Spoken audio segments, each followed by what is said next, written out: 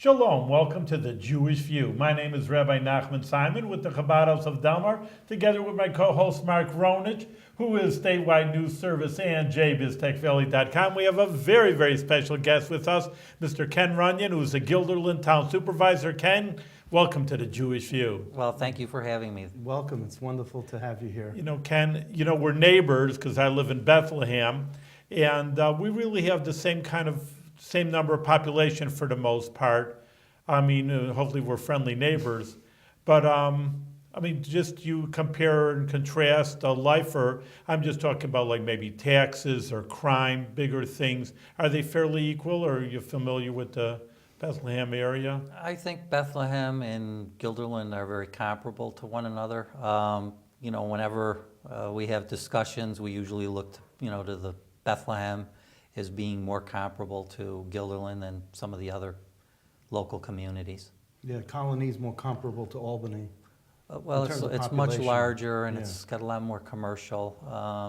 We have the mall, which probably generates a little more activity than you may get in Bethlehem, but police departments, emergency services were very comparable. And what's the most prevalent type of crime that's in Guilderland? Probably shoplifting, Okay. it's that's the coming same- out of the mall. I know that was the same issue in Bethlehem. On one hand, you want commercial because it's the better tax rate. On the other hand, it's not just, there's a downside, like is kind of you're mentioning, you're saying a lot of more shoplifting and the police are busier with these little crimes and, regular homeowners, you wouldn't have the major crime. So there's a plus and minus. Is there like a schism? I know they're in Bethlehem because a lot of people say, hey, we're a bedroom community, leave us alone. I just want to be peaceful. I don't need all your shopping malls. I'll go somewhere else for shopping. And then, like that, the commercial, there's always, more commercial and more homes.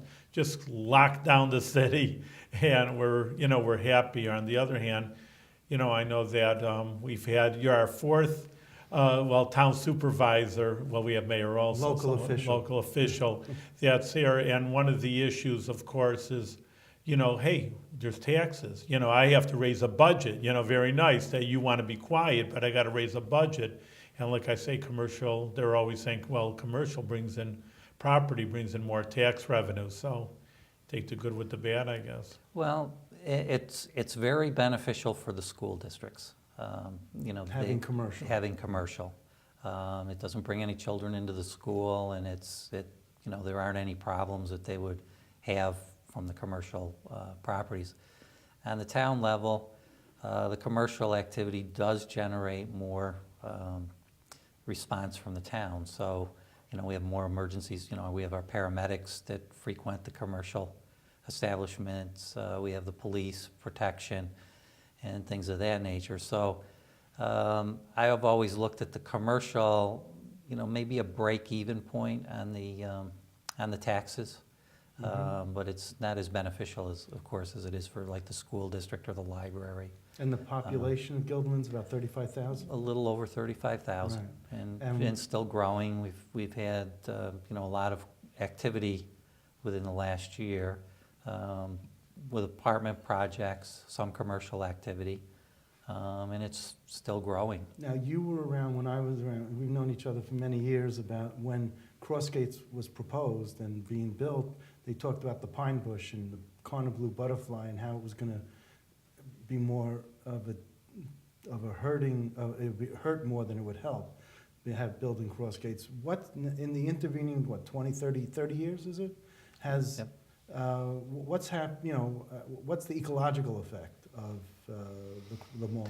Well, they have the Carner Blue Butterfly Hill, and the Pine Bush Preserve Committee is very active. So the Right. commission is very active in protecting the butterfly And they and the found pine it in, bush They found habitat. it in Virginia too, the corner blue butterfly, I think so. Yes. So it wouldn't be necessarily decimated made it extinct by the mall. So that kind of gave a green light for the mall, I think, yeah.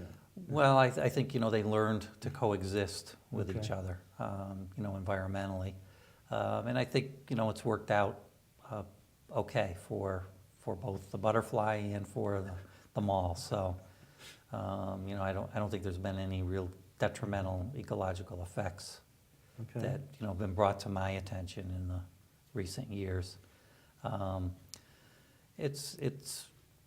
think the major aspect of it, of Crossgates, has been, the services that we're required to But they're provide. expanding now, aren't they? That's what I A read. very, very small expansion. It's a small bump out of about 20,000 square feet. Is that And the it's Lord gonna, and Taylor? and they've taken some of the older part of the mall that was formerly a Macy's, Yeah. and they've reestablished that or reconstructed it to have a Lord and Taylor is coming back, and they have some additional mall shops. With it's probably the net effect is the mall is about the same size as it's always been, although the addition is a 20,000 square foot addition. There's a lot of corridor space that was utilized in that old Macy's portion of the building. Let me, I wanted to ask you about the offerings that Guilderland has, because you have the Guilderland Performing Arts Center, which I think a lot of people don't know about. And there are a lot of other, Guilderland team sports, and, you think of the school district, and while that's not under necessarily your purview, it's still ranked as one of the best school districts in the state or the country. So tell us more about this is your soapbox you can get and be the cheerleader for Okay. Guilderland here. Well, the Performing Arts, they have a weekly schedule every Thursday night at Tawa Central Park. They have performers, and it's free. And we have residents and non-residents, of course, that come to the park and enjoy the entertainment that's provided there. We have a very active recreational program, particularly during the summer months for the children who are, out of school, and they have a lot of enrichment programs and enrichment camps and sports camps that the kids in the community can participate in. We have now Western Turnpike Golf Course, which provides great recreational opportunity for all of the residents in town, and it's open to the general public. So there's a lot to do there in the summer months, as far as keeping busy and active. And the Guilderland Library is beautiful. The out there. Guilderland It's Library brand new. is well, it's Still have the new scent to it. Go in there, it smells new. They're looking, over the coming years of doing some renovations as well. So I Okay. think it's a good And then you have the Good fit. YMCA, which is very popular. YMCA and the library. They're all right in the same neighborhood. Right. Now, you've been town supervisor for 14 years? This is my 15th year. 15th year, right. So it's like 2000 and 2000 is January 1, Right. 2000 was when I first started So- as town supervisor. And you were village mayor of Altamont Village Mayor before that? Before that, 1993, I was mayor of Altamont. Okay, so you spent 7 years. 7 years As as mayor. mayor, and then I transitioned to supervisor, so it's been a long time in public office. And, how's you have a wife and kids? And I have 2 children. Yeah. Of course, my wife, we reside in Altamont. My 2 children have grown. One is in Austin, Texas, and the other one is in Tampa, Florida. So they come up to visit once in a while, and we go down to visit Yeah, them. not go into winter over here, Right. that's a good time Right. to visit. They both wanted to get to warmer climates. so you're an empty nester, I guess, now. Yes, yes. And how old are you? And I'm 60. 60. Soon to be 61. Wow. So- Well, Once you say that, and in general, I mean, it's not the Guilderland issue, but you say Guilderland is growing, and again, I know my Bethlehem, it's growing too. Nice pace, not wild and not crazy, but then they're always talking about the upstate, everybody's leaving.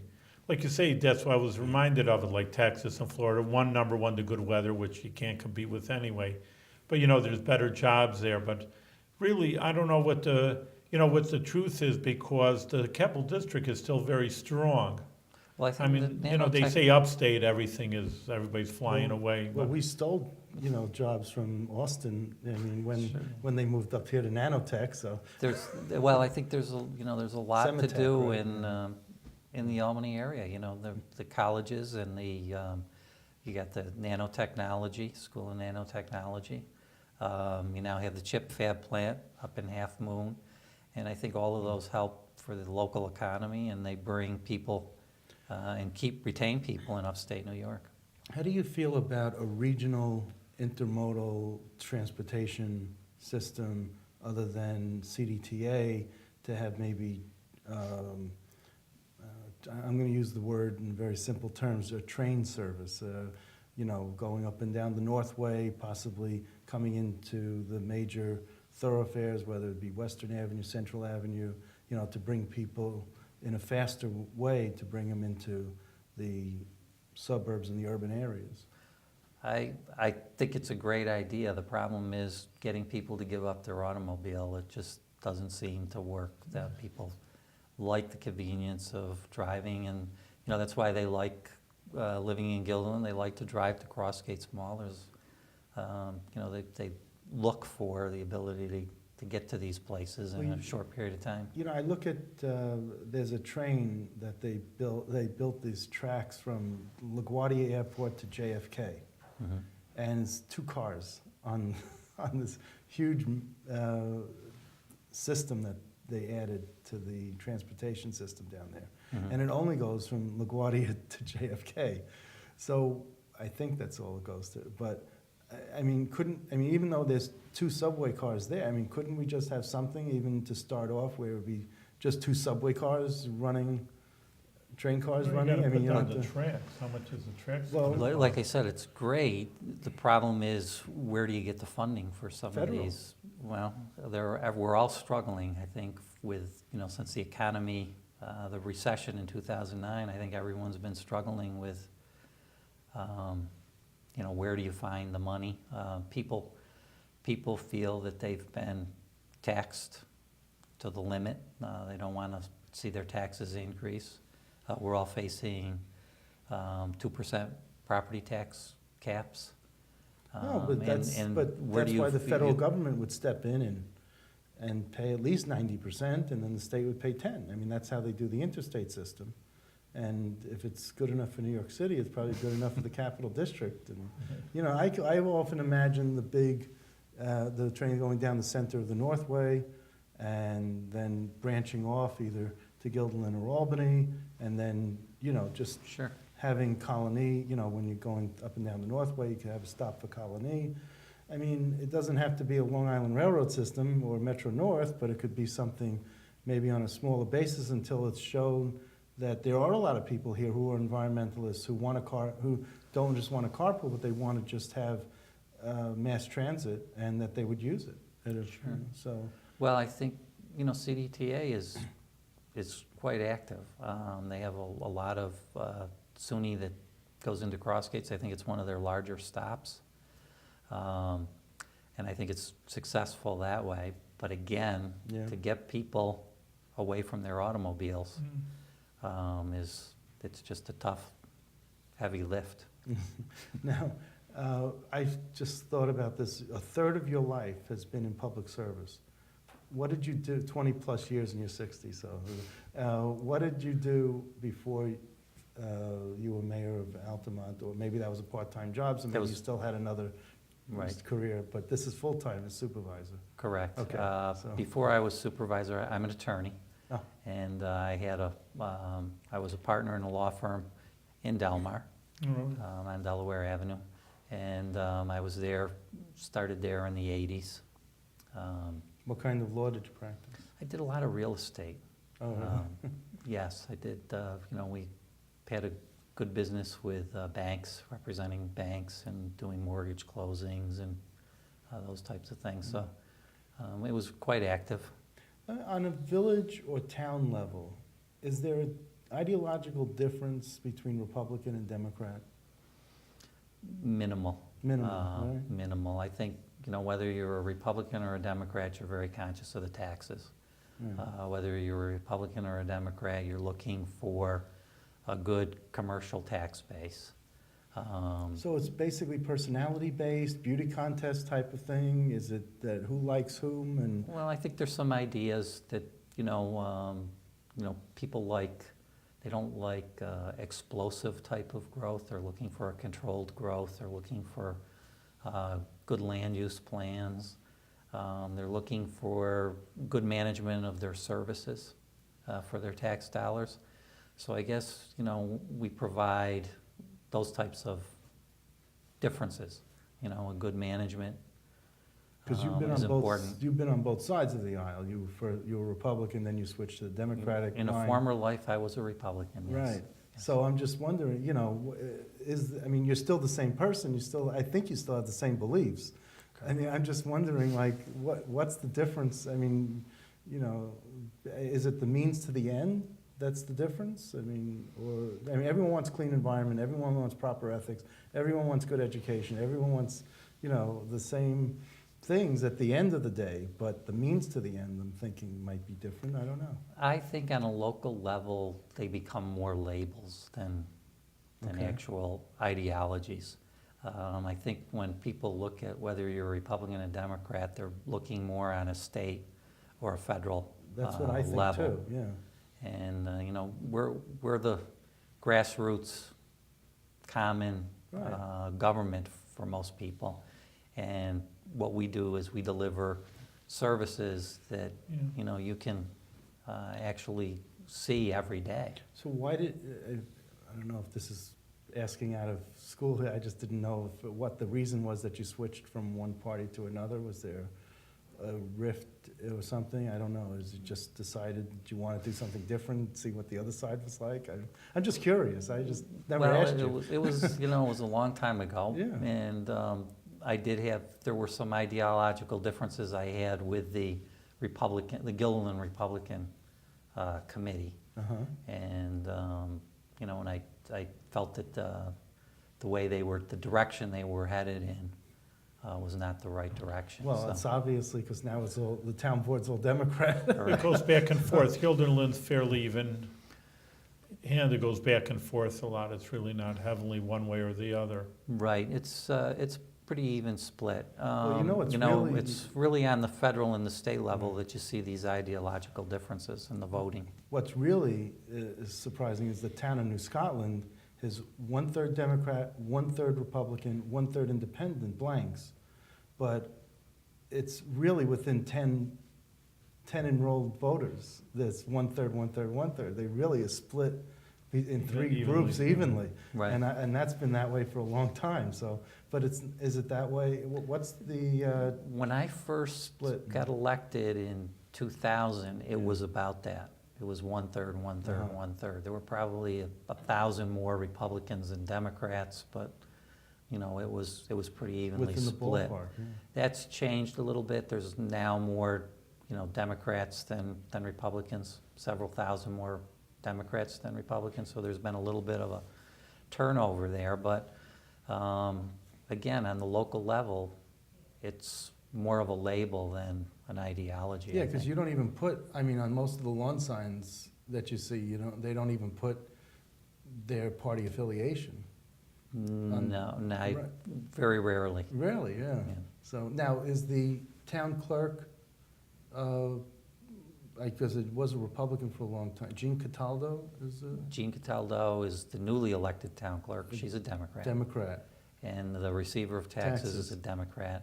All 3 town judges are Democrats. We do have a Republican highway superintendent. Still, okay. Still, yes. Okay, well, everyone knows that's where the jobs are, in the highway department. So there's the only elected Republican is the highway superintendent. Okay, And he does a great job. Well- And we get along very well, and we Does deal they with each say- other very well. And I mean, there's no, we don't sit there and say, oh, you're a Democrat, I'm a Republican. We have to work together Well, there's a and get things done. old axiom that says there's no Republican or Democrat way to pave the roads or plow the snow. Right. You just do it. And Fred Field was town supervisor in Colony for a long time. He always had his road plowed last because he would get out of his road on his own. He lived on a Newton Road, but he would just get out on his own because he didn't want anyone screaming, saying, oh, you're the supervisor, you get favored treatment. Do you look at things that way too? Well, It's Not necessarily I- in snow plowing, in anything, you know, oh, I have to be extra careful because I don't want anyone showing that it's, you I know. live in the village of Altamont, and the highway department the town highway department does not maintain the roads or plow the streets in the village of Altamont.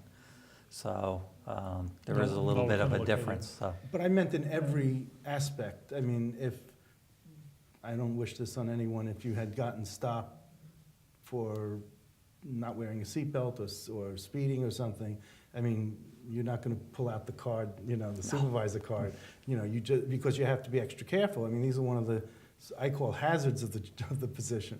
Right. Well, I think you know, we're all very careful, we're all very conscious because of, you know, those types of issues. Mhm. What's the biggest, when you have you've always had an opponent, I presume, in the No, five? I've had on several occasions I've ran unopposed. As so- supervisor. As for supervisor. Who did you defeat? Was it an open seat or? It was Jerry Yearberry. Oh, that was a whole, okay. That was the election in 1999. Oh, that and was I a defeated crazy Jerry year. Yearberry. Then I ran against Tony Esposito Right, on 2 different occasions. okay, which is like being unopposed. And then I ran against And I could say that. Peter Golden. Uh-huh, He was a former school board member. okay, And then the last race was against Mark Grimm. okay. So- So what was that like with the last race? That was very active. That was an active race. You know, Mr. Grimm did a lot of door-to-door campaigning, a lot of grassroots campaigning. There was a lot of negative, you know, mailers that the Republicans were sending out about the Democrats in general.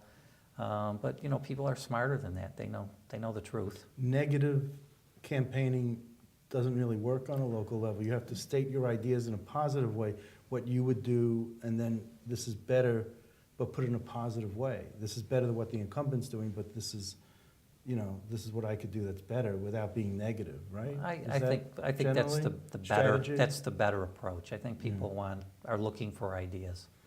They're not looking for, They're not looking to demonize anyone, right. and I think that's. We're all neighbors, we all know each other, so it's how do you provide those Was services? he your most formidable opponent? I don't know if he was the most formidable, but, you know, he was probably the most active that I've had, Oh, okay. you know, but I don't, you know, I didn't look at him as being the most formidable.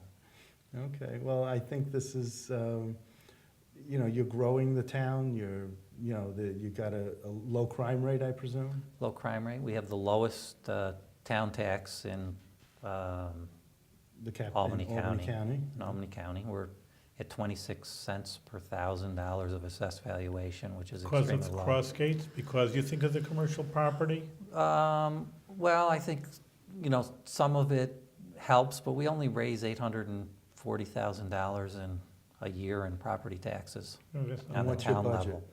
level. Our budget's about 23 million, Mm. but most of it is funded with sales tax revenue that's shared. It doesn't matter where the commercial activity is because Albany sales County taxes, does, yeah. sales tax is distributed based on population, not on where it may come from. Do you get the county to give you any money, or does that, No, only, you know, we share in sales tax with the county, revenue sharing? with the but there is no county? revenue sharing. We get very little state aid. Uh-huh. We get about $300,000 in money that goes to the highway department for roads, So but isn't very it- little of any other type of you- aid. You look at the time when you came into office, and there was a whole kerfuffle there with Jerry Yearberry's administration, and you got the ship righted for these 15 years. Right. We- Why would someone run against you? No, you know, you got to think this, as an elected official, you would have to think, you know, what can I do better?